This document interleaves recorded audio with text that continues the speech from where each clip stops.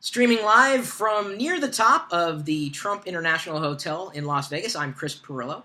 And one of the topics we wanted to cover today is in relation to an article posted on LockerDome, Windows 8, not a haven for developers. So we've known for some time that Windows 8 is coming down the pike.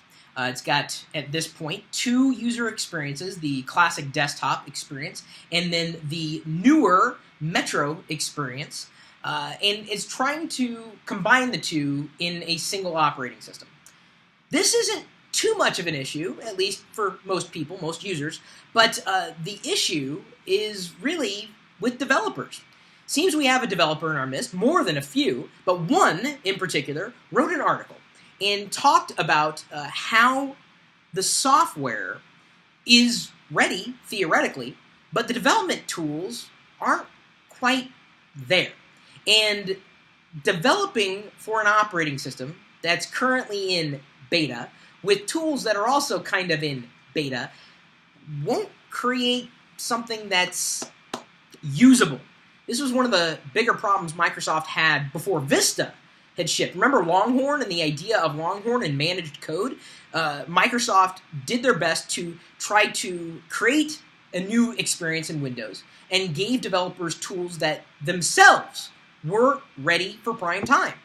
And so even though the platform may be solid, it may be ready to go, if the software isn't ready to go at the same time, there may be a lack of, well, let's say available usable code when Windows 8 ships. It may be a year or so down the line when the platform has proven to be solid and adoption has proven to be solid before developers join.